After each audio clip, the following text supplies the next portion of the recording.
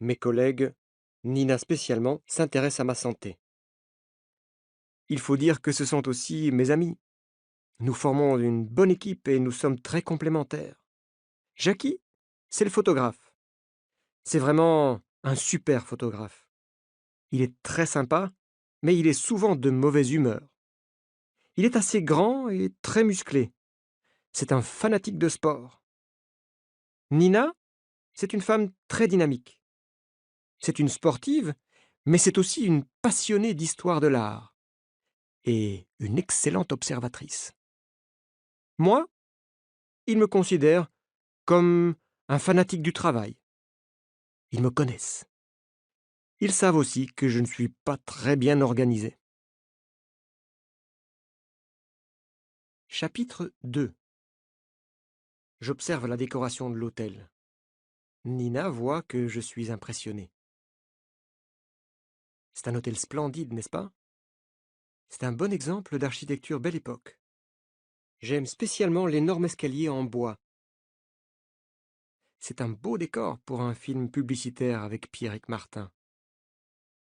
Pierrick Martin, qu'est-ce que tu sais de lui, Nina?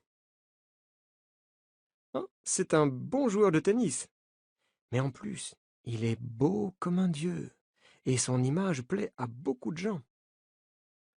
Moi, dis-je, je préfère les champions authentiques. Mais si le public veut des champions top modèles, pourquoi pas? Qu'est-ce qu'il présente? Un shampoing? Un dentifrice? Chavire, dit Nina. C'est un déodorant pour les sportifs. C'est pas pour toi, Alex. Nina adore me provoquer gentiment sur ma condition physique. En général, je ne réponds pas. Je souris. À côté de nous, à la table voisine, on entend une conversation entre trois hommes. Deux sont très agressifs. Le troisième a une attitude défensive. Les deux premiers disent ⁇ Vous devez continuer !⁇ Le troisième répond ⁇ C'est dangereux !⁇ J'identifie facilement leur accent. Les deux hommes agressifs sont français. L'autre est belge. Ils parlent français avec un accent flamand. Quand ils constatent que je les écoute, ils interrompent leur conversation. Après quelques instants, ils se lèvent et vont tous les trois vers la sortie. Quand ils passent à côté de moi, le Belge me regarde fixement. J'ai la sensation que cet homme a des problèmes. Je photographie son visage dans ma mémoire. Au même moment, de l'autre côté du grand salon, on entend un grand bruit. Quelqu'un est tombé au pied de l'escalier. Nous nous levons pour l'aider, mais il y a déjà un homme près de lui. Pas de panique, dit l'homme. Mon ami a seulement perdu l'équilibre. Je m'occupe de lui. Mais c'est Pierrick Martin qui est tombé, intervient Jackie. Qu'est-ce qu'il a? Il faut appeler un médecin, une ambulance, dit Nina. L'ami de Pierrick Martin n'est pas d'accord. Je suis son coach, dit-il avec un accent américain. Ce n'est pas grave, je m'occupe de tout. Nous sommes journalistes. Nous avons justement rendez-vous avec Pierrick. Ah, vous êtes les journalistes de la vie. Pas de panique. Pierrick est seulement... Comment dit-on en français? Ah oui, Pierrick est tombé dans les pommes. Il faut appeler un médecin, répète Nina. Non, ce n'est pas nécessaire, je vous assure. Il est seulement un peu fatigué. Il doit se reposer. Pierrick Martin ouvre les yeux et se lève avec difficulté. Je le conduis dans sa chambre, dit le coach. Il doit se reposer. Est-ce que vous êtes libre plus tard? Ça dépend. Vous nous proposez un autre rendez-vous aujourd'hui? Ce soir, vers 18h30. Ça vous convient? Parfaitement, dit Nina. Ah oui, écoutez-moi, dit encore le coach. C'est important. Respectez la vie privée de Pierrick Martin. Ne parlez pas de sa chute dans l'escalier, vous comprenez? C'est une question d'image. Et c'est la condition pour obtenir l'interview. D'accord? D'accord, dis-je, surpris. Le coach nous laisse seuls dans le hall de l'hôtel. Je regarde mes collègues et je vois qu'ils pensent comme moi, que ce coach est bizarre. Chapitre 3. Eh bien, pour une fois on a le temps, dit Nina. Mon prochain rendez-vous est à 13 heures. En attendant, j'ai envie d'aller au club de gym. Qui m'accompagne? Moi, dit Jackie. C'est une bonne idée. Et toi, Alex, viens avec nous, c'est super. Nina fait du kickboxing. C'est son sport préféré. Elle fait aussi de la musculation dans le même club que Jackie. Évidemment, ils insistent pour que je les accompagne. Merci de m'inviter, mais moi, la musculation, je n'aime pas ça. Viens voir le club, insiste Jackie. Tu verras, c'est fantastique. Je n'ai pas envie. Mais Alex, il faut faire de l'exercice, dit Nina. Je fais de la moto. Tu te déplaces à moto, continue Nina. Mais ce n'est pas du sport. C'est pas vrai, dis-je. La moto en ville, c'est souvent un sport extrême. Écoute-moi, Alex. Il y a 4 choses importantes pour être en bonne santé physique et mentale. L'alimentation, tu manges mal. L'exercice, tu n'es pas sportif. La relaxation, tu es stressé. Ok, je suis l'exemple de ce qu'il ne faut pas faire. Attends, Alex. Il y a une 4e chose. Ah oui, la 4e. Qu'est-ce que c'est? Je t'écoute. La beauté. Quoi? Oui, oui, la beauté. Il faut s'occuper de son apparence. C'est bon pour l'équilibre. Aujourd'hui, les hommes aussi se préoccupent de leur physique. C'est pour ça que Pierrick Martin intéresse tellement les gens. Ah, c'est l'homme idéal pour toi, Nina. Non, je veux simplement dire que tu dois t'occuper de toi. D'accord, d'accord. J'ai compris. Je ferai un effort, mais pas aujourd'hui. Quand j'ai un peu de temps, j'aime beaucoup aller dans les librairies où on trouve des livres d'occasion. Il y en a beaucoup dans le quartier de la Bourse. Je trouve toujours des livres pas chers. Je connais un libraire qui vend de vieux magazines sur les motos mythiques. J'adore ça. Chapitre 4. 18h30. Nous nous retrouvons tous les 3 à l'hôtel Métropole. Pierrick Martin vient s'asseoir à notre table. Bonjour, dit Pierrick. Je suis vraiment désolé pour ce matin. C'est effectivement un bel homme. Et je vois que Nina est sensible à son charme. Ça va bien maintenant? Demande-t-elle. Oui, oui. Vous tombez souvent dans les pommes? Demande Jackie. Hein? Qui vous a dit ça? Votre coach? Répond Nina. Ah oui, je comprends. C'est parce qu'il ne parle pas très bien le français. Je ne suis pas tombé dans les pommes. Je suis fatigué, c'est tout. Je suis fatigué parce que je m'entraîne beaucoup. C'est clair. Pierrick ne veut pas parler de sa chute dans l'escalier. Nous passons donc rapidement à l'interview. Il parle facilement de sport, de musique, de cinéma. Il nous parle de ses goûts, de ses habitudes. Il a le look d'un acteur. Il a aussi des talents d'acteur. Pierrick, vous dites que votre coach ne parle pas très bien le français. Qui est-ce? Parlez-nous de lui, suggère Nina. Il s'appelle Jim Jordan. C'est un excellent coach. Il est américain. Je suis très heureux de travailler avec lui. Il n'est pas connu dans le monde du tennis. Pourquoi avez-vous décidé de travailler avec lui? Demande Jackie. Ce n'est pas un spécialiste du tennis. C'est un spécialiste du mental, capable de développer le caractère des sportifs, de leur apprendre à être plus forts psychologiquement. J'ai un autre entraîneur pour la préparation physique et la stratégie. Chapitre 5. Bruxelles, le 24 mai. Réunion de toute l'équipe dans les bureaux du journal La Vie. Jackie est revenu de Paris, où il a passé du temps à observer Pierrick Martin. Avant que commence le tournoi de Roland-Garros, Dulac, notre chef, lui a demandé de faire un travail de paparazzi, de photographier le champion partout et dans toutes les circonstances. En effet, notre interview de Pierrick Martin à l'hôtel Métropole a été un grand succès pour La Vie. Le public aime ce nouveau champion qui gagne tous ses matchs et qui est beau comme un acteur de cinéma. Dulac commence la réunion.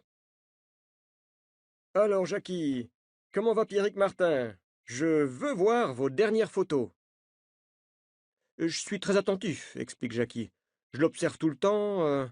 Ici, j'ai un bon cliché de Pierrick à la fin d'un match de préparation contre Yashenko, le numéro 2 russe. Pierrick sourit, il est de bonne humeur. Ça n'arrive pas tous les jours, dit Jackie.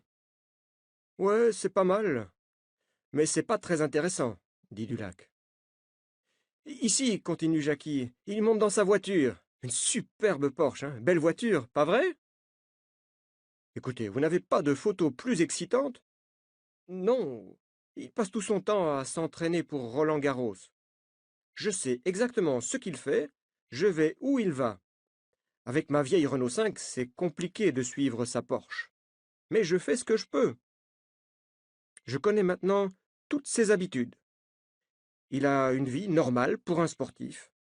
Chaque jour, il se lève tôt, il sort rapidement de son hôtel et il va en voiture à Roland-Garros. Il prend son petit déjeuner au club VIP, il s'entraîne de 10 heures à 13 heures, ensuite il déjeune. Assez! Assez! Interrompt Dulac. Pierrick Martin doit avoir des secrets. Je veux des photos plus personnelles, des informations plus secrètes. C'est votre travail, oui ou non? Oui, répond Jackie. J'ai peut-être une piste pour vous, dit alors Dulac. Je voudrais vous montrer, à tous les trois, une lettre anonyme que j'ai reçue. Lisez ça. Pierrick Martin va mourir. Je ne sais pas ce que ça signifie, mais c'est une piste intéressante. Alex, vous allez accompagner Jackie à Paris. Vous allez suivre Pierrick Martin jour et nuit si nécessaire, jusqu'au tournoi de Roland-Garros. Essayez de savoir où est le danger. D'accord, dis-je enthousiaste. Une semaine sans dormir, dit Jackie. Eh oui, Jackie, la vie, c'est la vie, conclut Dulac. Dulac répète tout le temps cette phrase, et ça m'énerve. Et ensuite, je suppose que nous allons travailler sans interruption pendant toute la durée du tournoi de Roland-Garros, dit Jackie. Exact, avec Nina. Ça commence le 26 mai et ça se termine le 15 juin. Sur une des photos prises par Jackie, le visage d'un homme attire mon attention. Je les interromps. Jackie, est-ce que tu sais qui est ce type que tu as photographié ici, à côté de Pierrick? Non, mais c'est pas compliqué à savoir. Je me rappelle très bien la maison. C'est une très belle maison à Fontainebleau, dit Jackie. Dulac et moi, on observe attentivement la photo. On voit clairement Pierrick qui sort de sa voiture. Un homme l'attend devant une maison magnifique. Moi, je sais qui est le type à côté de Pierrick, dit Dulac. C'est le docteur Van der Waaren, appelé aussi docteur Frankenstein. Pourquoi Frankenstein? Demande Jackie. C'est un chirurgien esthétique. Il a opéré des clients célèbres dans le show business. Il a accumulé les erreurs médicales et les procès en justice. Van der Waaren a été condamné. Il ne peut plus pratiquer aucune opération chirurgicale. Et c'est peut-être un bon sujet pour un reportage, dis-je. Non, dit Dulac. Si Frankenstein a opéré illégalement le nez de Pierrick Martin, mais que personne ne voit la différence, ça n'a pas d'intérêt pour ses admirateurs. Cherchez autre chose. Chapitre 6. Je sors du bureau de mon chef. Je ne lui dis pas, mais je vais faire une enquête. Le docteur Van der Waaren, c'est l'homme que j'ai vu à l'hôtel Métropole le même jour que Pierrick Martin. J'en suis certain. C'est le Belge qui était en compagnie de deux Français agressifs. C'est l'homme que j'ai photographié dans ma mémoire. Je sors mon téléphone portable et j'appelle Paul Klein. Paul Klein, je le considère comme un de mes amis à Bruxelles. C'est un policier qui n'est pas comme les autres. Il connaît tout le monde. En général, les policiers et les journalistes n'ont pas de bonnes relations. Mais entre lui et nous, c'est différent. Nous nous communiquons de nombreuses informations. Grâce à lui, nous enquêtons sur des affaires vraiment intéressantes. Nous réalisons des reportages chocs. Allô, Paul? Bonjour, c'est Alex. Mon cher Alex, comment vas-tu? Bien, bien. Je t'appelle pour un problème esthétique. Peinture, sculpture, chirurgie. Chirurgie esthétique? Tu veux changer de look, Alex? Tu es fatigué d'être célibataire? Non, c'est très sérieux. Tu connais le docteur Van der Waaren? Frankenstein? Oui, je le connais, évidemment. C'est un médecin qui, par décision judiciaire, ne peut plus pratiquer la chirurgie esthétique. Par conséquent, comment est-ce qu'il peut vivre comme un prince et acheter des maisons à l'étranger? Nous ne savons pas ce qu'il trafique, mais nous le surveillons. Attention, c'est confidentiel. Tu me connais, je peux garder un secret. Merci, Paul. Chapitre 7. Paris, le 26 mai, stade de Roland-Garros, bois de Boulogne. Quand j'étais petit, je venais souvent ici, l'après-midi. C'était mon parc préféré. C'est un lieu de promenade parfait. Et ce n'est pas loin du centre de Paris. On peut voir la tour Eiffel. Aujourd'hui, je suis ici avec Nina et Jackie pour interviewer et photographier les champions du tennis mondial. Pierrick Martin va commencer à jouer dans quelques minutes. Jackie et Nina sont à côté de moi dans la tribune réservée à la presse. Jackie regarde droit devant lui. Ça va, Jackie? Oui, oui. Je regarde la forme du cours central. Ça me fait vraiment penser à un cirque romain, tu sais. Je peux imaginer facilement Pierrick Martin et son adversaire habillés en gladiateurs. C'est vrai, dis-je. La différence, c'est qu'à notre époque, le public n'exige pas la mort du perdant. Le premier match de Pierrick Martin est une victoire facile.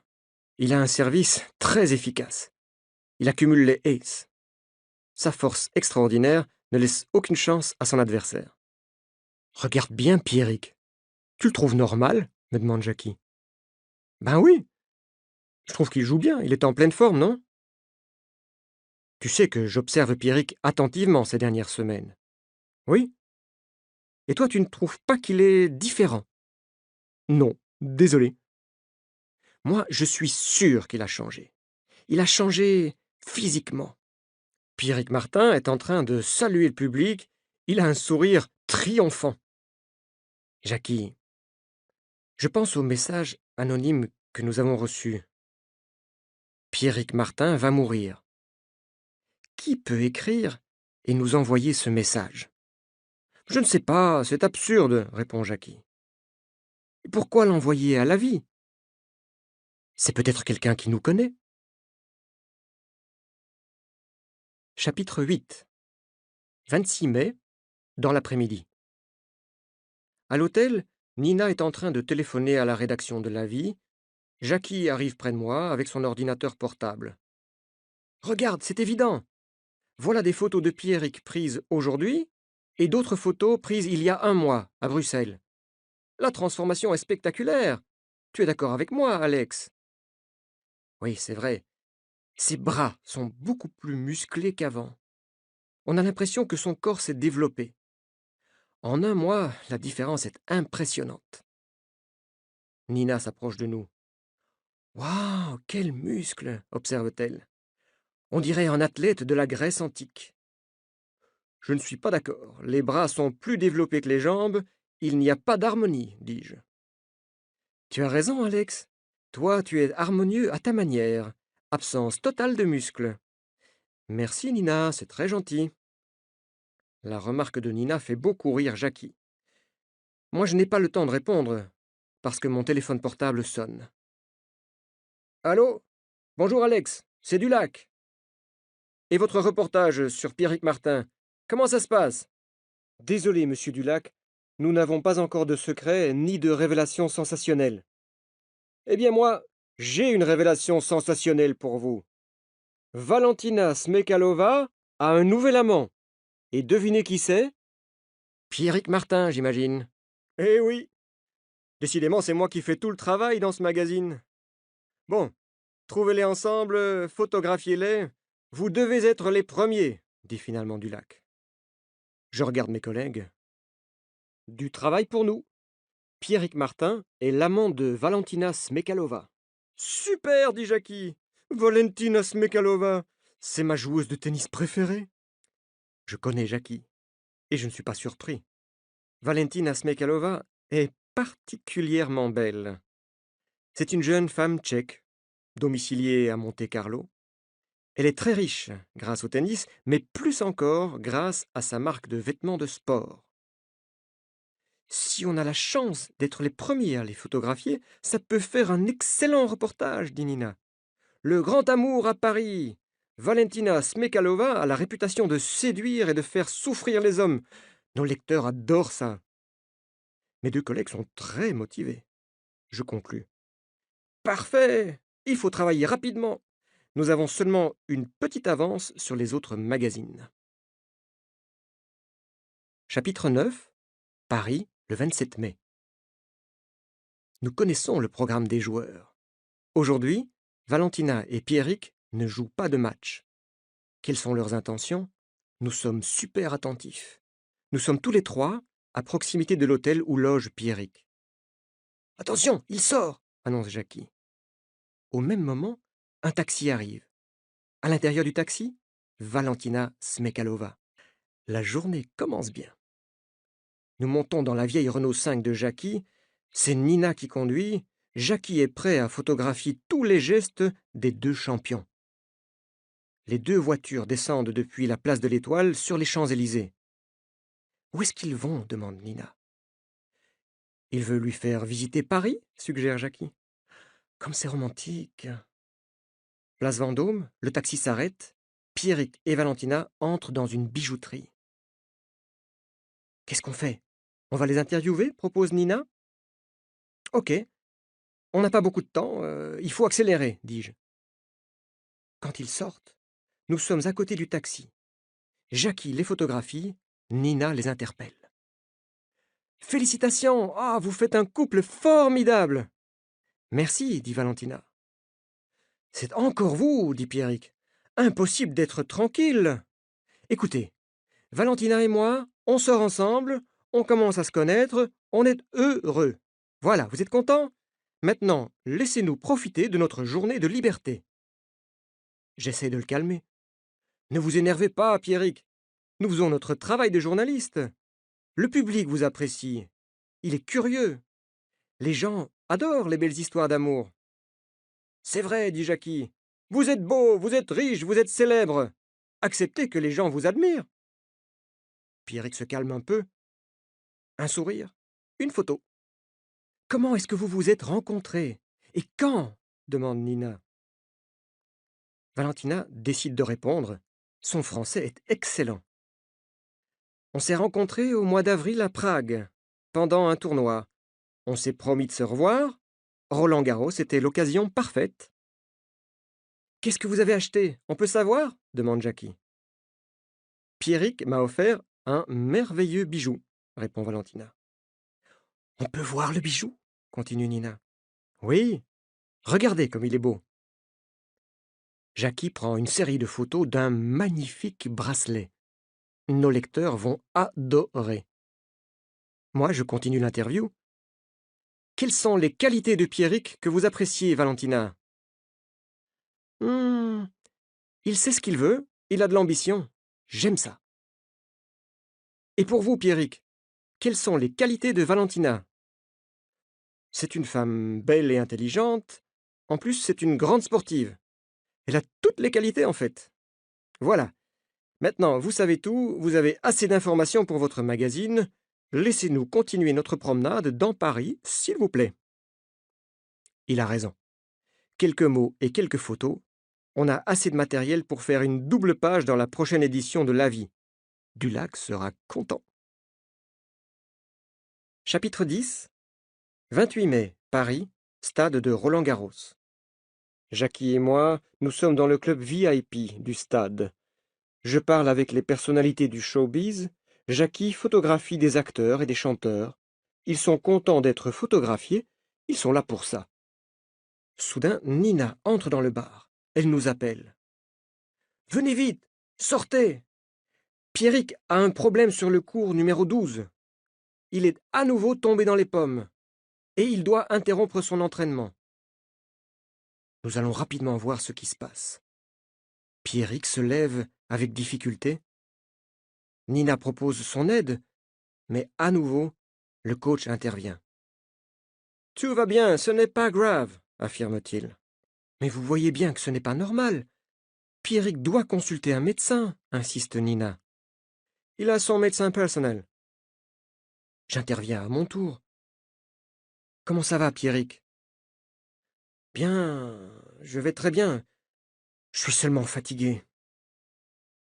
Il répond mécaniquement. Il ne dit pas la vérité. C'est étrange de voir un athlète comme lui se lever avec difficulté, comme un vieil homme. Jackie me parle discrètement. Pierrick se dope. C'est certain, me dit-il. Son corps fait une réaction à des produits dopants. Mais comment le sais-tu? J'en suis convaincu. J'ai une longue expérience des clubs de musculation. Nina insiste pour que quelqu'un s'occupe de Pierrick. Le coach appelle alors 2 hommes, ses assistants, pour transporter Pierrick. Quand ils passent devant moi, je les reconnais. Ce sont les 2 hommes qui étaient à l'hôtel Métropole à Bruxelles. Ils étaient assis à la même table que le docteur Van der Waaren. Je regarde Jackie. Photographie les 2 types. Je veux les identifier. Ok, répond Jackie. Juste après le transfert de Pierrick au vestiaire, on voit arriver un groupe d'officiels du tournoi. Ils exigent de voir Pierrick. Ce sont les responsables des contrôles antidopage. S'il y a dopage, on va le savoir bientôt. Chapitre 11. Plus tard, dans la journée, je résume la situation à mes collègues. 3 informations. Premièrement, le contrôle antidopage de Pierrick est négatif. Ça signifie que Pierrick ne consomme pas de produits non autorisés. Impossible, dit Jackie. Je ne peux pas le croire. Deuxièmement, j'ai envoyé à Paul Klein les photos que Jackie a prises des assistants du coach. Il les a identifiés. Ce sont des délinquants, des trafiquants. Trafic de quoi? Demande Nina. Hormones de croissance, produits dopants, drogue, tout ce qui est illégal est cher. Paul dit que ce sont probablement des hommes dangereux. Et la 3e information? Demande Nina. C'est Dulac. L'Avis a reçu un nouveau message anonyme. Je vous le lis. La mort de Pierrick Martin ne sera pas une mort naturelle. Pour vous, qu'est-ce que ça signifie? C'est une menace? Non, c'est une confidence, dit Nina. Voyons. Ce message parle à nouveau de danger, de mort. Pourquoi est-ce que quelqu'un nous envoie ce message à nous et pas à un autre journal? C'est vrai, il y a d'autres magazines, d'autres paparazzis, dit Jackie. Nous ne sommes pas des paparazzis, dis-je. Celui qui nous écrit, c'est probablement quelqu'un qui sait qu'on s'intéresse spécialement à Pierrick. Autre chose, si les assistants de Jim Jordan sont des trafiquants, il nous faut des informations sur ce coach. Exact. Je m'en occupe, dit Nina. Chapitre 12. Bruxelles, le 30 mai. Dans les bureaux de l'Avis, je vois Jackie près de la machine à café. Je vais lui parler. J'ai publié une petite annonce sur le site web de l'Avis. Je veux absolument entrer en contact avec notre mystérieux informateur. Qu'est-ce que tu lui écris? Juste une petite phrase. Si vous savez ce que risque Pierrick, aidez-le, écrivez-nous, identifiez-vous. Ouais, tu espères une réponse? Moi je pense que notre informateur a probablement de bonnes raisons pour rester anonyme. C'est possible. Ah non, tu vois, c'est incroyable, la machine à café est de nouveau en panne. Allez, viens, je t'offre un café à l'escale, dis-je. L'escale, c'est notre deuxième bureau. C'est un café qui se trouve juste à côté des bureaux de la vie. Nina est là, elle aussi. Elle est assise à une table, à côté de la fenêtre. Elle nous invite à venir près d'elle. C'est moi qui vous offre le café, dit Jackie. C'est mon anniversaire aujourd'hui. Je ne me rappelle jamais l'âge de mes amis et des membres de ma famille. Je suis encore moins capable de mémoriser leur date de naissance. Tu as quel âge, Jackie? 30 ans? Demande Nina.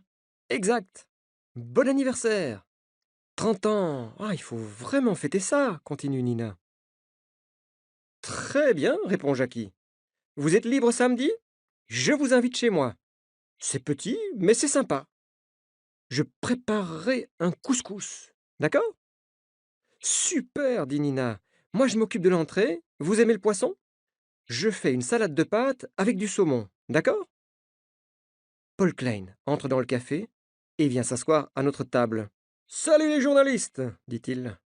J'ai des informations pour vous sur Frankenstein. Il vend en France un produit interdit, le Partox. Ce n'est pas un produit de beauté comme les autres, hein. Il exige une petite intervention chirurgicale. Nous pensons que Frankenstein importe clandestinement du Partox en France et fait illégalement de petites opérations dans sa maison de Fontainebleau. J'ai une idée. Je la communique à Nina et à Jackie. Nina et moi, on va aller voir ce docteur Van der Waaren. On lui fera croire qu'on est un couple et que Nina veut un traitement de Partox. Mais il va voir que j'ai pas besoin de ce truc. Il va pas me croire.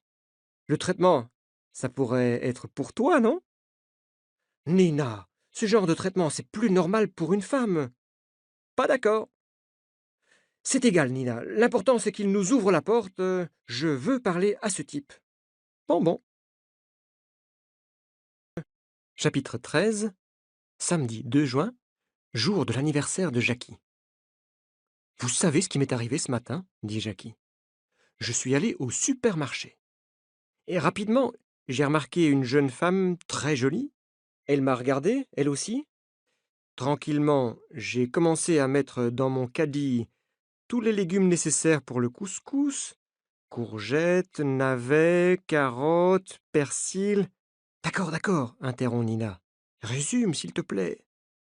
Bon. Après le rayon légumes, je suis allé chercher la viande. J'ai pris de l'agneau. Résume, Jackie, répète Nina.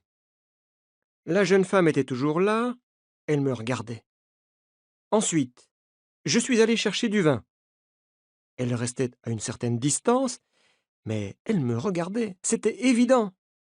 Et alors? Tu l'as invitée? Demande Nina. Attends. Pardon, excuse-moi. Je suis impatiente. Enfin, je suis allé chercher la semoule au rayon des pâtes alimentaires. Elle était toujours là. Waouh, dis-je, quelle histoire passionnante. Attends. Je suis allé lui parler. Je lui ai dit que j'organisais une petite fête pour mon anniversaire, et je lui ai proposé de venir. Troublée, elle m'a regardé droit dans les yeux et m'a répondu: Qu'est-ce que vous imaginez, monsieur? Je suis une des responsables de la sécurité du magasin. Je suis inspectrice. J'observe les gens qui ont un comportement suspect. C'est tout. Nina et moi éclatons de rire. Jackie n'a vraiment pas de chance avec les femmes. Chapitre 14. Bruxelles, le 4 juin, dans les bureaux de la vie, en compagnie de mes 2 collègues. As-tu reçu une réponse à ta petite annonce sur la page web de la vie? Me demande Jackie. Non, dis-je. Peut-être que notre informateur a peur. Ou peut-être qu'il ne lit pas la vie. Qu'est-ce que tu proposes? Je suis sûr que l'auteur des lettres anonymes nous connaît ou qu'il connaît l'un de nous. Pourquoi? Me demande Nina. C'est quelqu'un qui sait que nous nous intéressons à Pierrick. Alex, il y a quelques jours que je veux t'en parler, dit Jackie. C'est peut-être stupide, mais je pense à un type. Vas-y, je t'écoute. Il s'appelle Jean-Claude Domino. C'est un champion de triathlon. Tu sais ce que c'est, le triathlon? C'est la combinaison de 3 disciplines, pas vrai? Course à pied, natation et vélo. Correct. Eh bien, il y avait dans mon club de gym, avant l'arrivée de Nina, un candidat au titre de champion olympique de triathlon. Un candidat? Demande Nina. Oui, c'était il y a 2 ans. Finalement, il n'a pas participé à la compétition. Sa préparation physique a été très dure. 3 heures par jour à la salle de gym, en plus de la piscine, uniquement pour développer sa musculature. Quelques semaines avant la compétition, il a eu des problèmes de santé. Lesquels? Dis-je. Il tombait dans les pommes. À cause de quoi? Dopage? Contrôle antidopage négatif. Aucune substance identifiée. Exactement comme Pierrick, continue Jackie. Pourquoi est-ce que tu penses à lui? Demande Nina.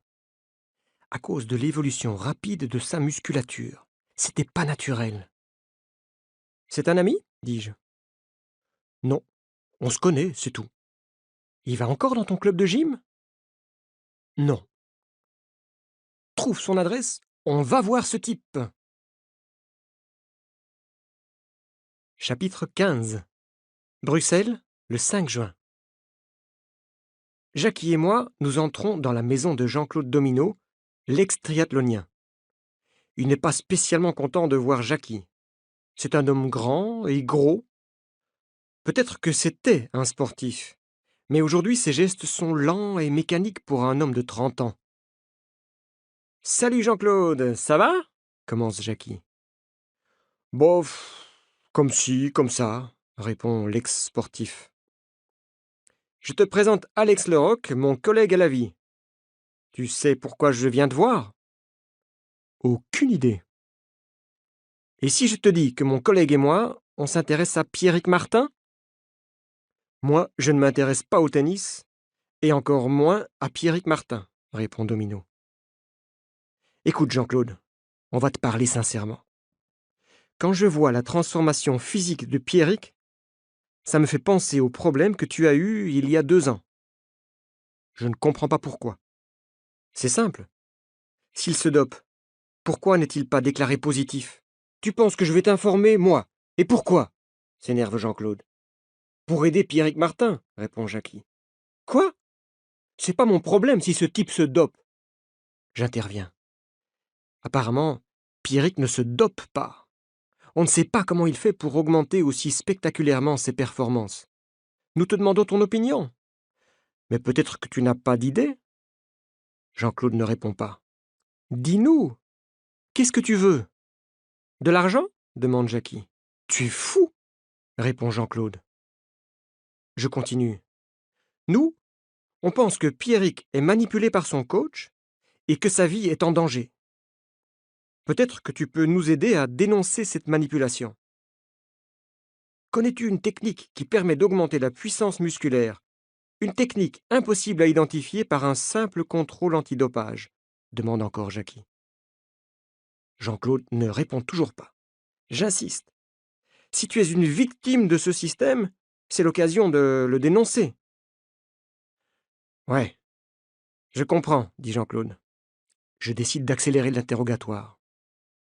Qu'est-ce qui donne cette force incroyable à Pierrick? L'ex-triathlonien ne répond pas. Jackie insiste lui aussi. Pourquoi est-ce qu'il tombe tout le temps dans les pommes? Laissez-moi du temps, je dois réfléchir, dit-il enfin. Ok. Si tu décides de nous aider, écris-moi, conclut Jackie. Je te donne ma carte avec mon adresse e-mail et mon numéro de portable. Nous sortons de l'appartement de Domino avec la certitude qu'il sait quelque chose. Il doit parler, il va parler. Chapitre 16. Le 8 juin, Fontainebleau, près de Paris. Nina et moi avons rendez-vous chez le docteur Van der Waaren, alias Frankenstein. Il croit que nous sommes intéressés par un traitement au Partox. Qu'est-ce que nous allons lui dire? Comment allons-nous le faire parler? Un appel sur mon portable? C'est Jackie.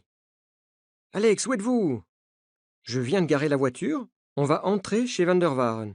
Ouf! Juste à temps. J'ai reçu un email de Jean-Claude, l'ex-triathlonien. Écoute, je te le lis.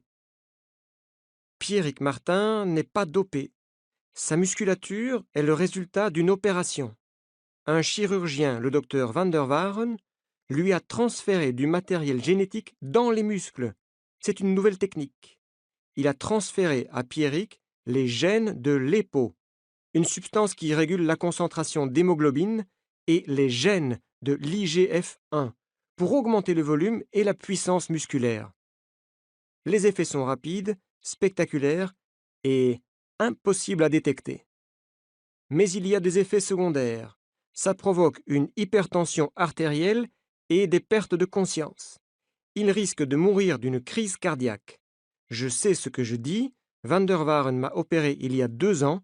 J'ai été obligé d'abandonner toute activité sportive. Merci Jackie, tu es formidable. Nous sommes devant la villa de Van der Waaren. Elle est magnifique. Le style de maison qu'un médecin inactif ne peut pas acheter. Nina et moi allons sonner à la porte. Les caméras nous fixent. Nous sommes identifiés et nous entrons. Après quelques instants, Van der Waaren nous reçoit dans son bureau. Il me regarde. Il se rappelle mon visage. « On se connaît ?» me demande-t-il. Pourquoi attendre? Avec les informations que Jackie m'a données, je décide de passer à l'action. Oui, nous nous sommes vus à l'hôtel Métropole à Bruxelles, le jour où Pierrick Martin est tombé dans l'escalier. Je me présente, Alex Leroc, et voici ma collègue, Nina Lavandy. Nous sommes journalistes à la vie. Nina me regarde, étonnée. Van der Waaren me regarde aussi. Je veux profiter de l'effet de surprise. Nous ne venons pas pour un traitement au Partox. Nous venons pour vous parler de Pierrick Martin. Alors sortez, je vous prie. Je n'ai pas l'intention de parler avec vous. Est-ce que Pierrick peut résister encore longtemps à l'IGF-1? Sa vie est en danger, n'est-ce pas? Cette fois, Van der Waaren est complètement surpris par ma question. Sortez! Nina intervient. Attendez, docteur. Nous avons assez d'informations pour publier un article dans la prochaine édition de La Vie. Vous savez que Pierrick est en danger. Si vous ne faites rien, vous êtes complice. Mais si vous collaborez avec nous, ça change tout. Qu'est-ce que vous décidez? L'argument de Nina est décisif. Van der Waaren change d'attitude. Comment savez-vous que j'ai opéré Pierrick Martin? Nous n'étions pas certains, mais vous nous le confirmez. Nous sommes en contact avec un autre sportif que vous avez opéré. Ah, maintenant je comprends. Vous vous décidez à dire la vérité, docteur? Je ne supporte pas cette situation, ça ne peut pas continuer. Je suis fatigué, oui. Je suis prêt à parler. Chapitre 17. Paris, le 9 juin.